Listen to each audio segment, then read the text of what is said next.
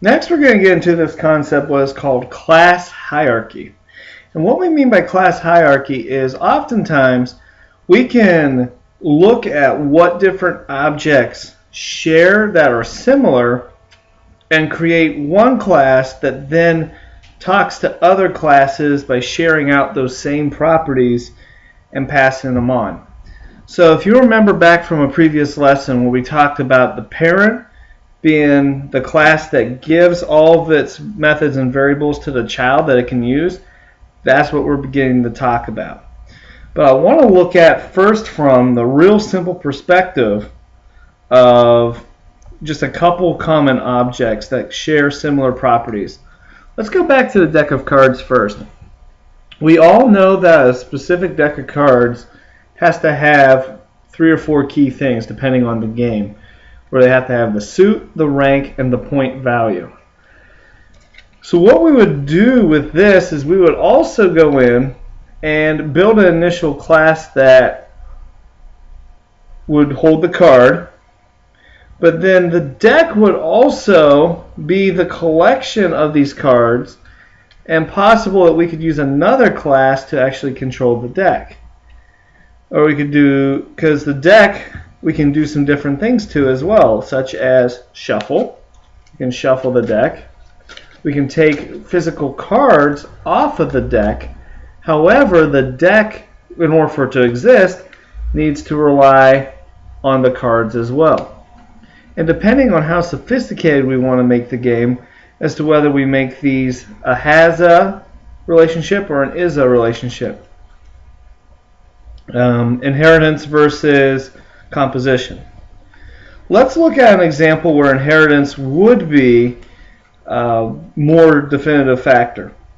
Here I have 2 classics. Might take a second to get here. I have the GameCube controller and I have the N64 controller.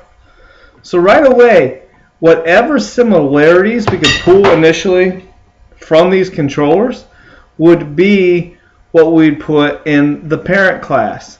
For example, they both have joysticks. They both have the D-pad. They both have a couple different buttons. So those we would put in the higher class, and then we'd say, okay, now let's get more specific. For the GameCube controller, this is going to go here. This is going to do this.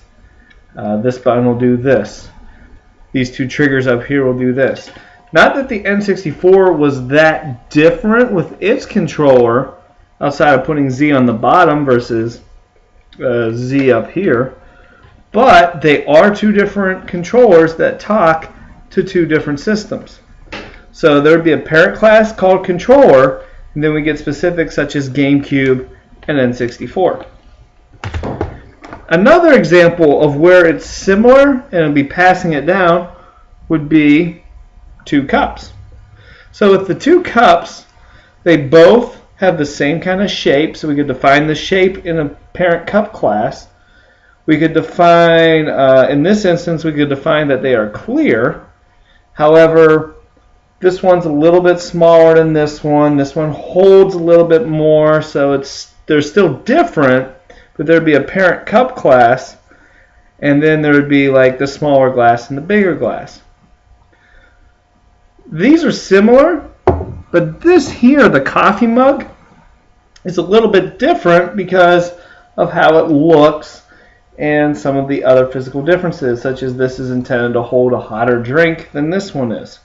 However, they both still have a lot of the same similar properties. They both have openings in the top. They're both able to receive a liquid. They both still have kind of the same purpose, but they're different objects.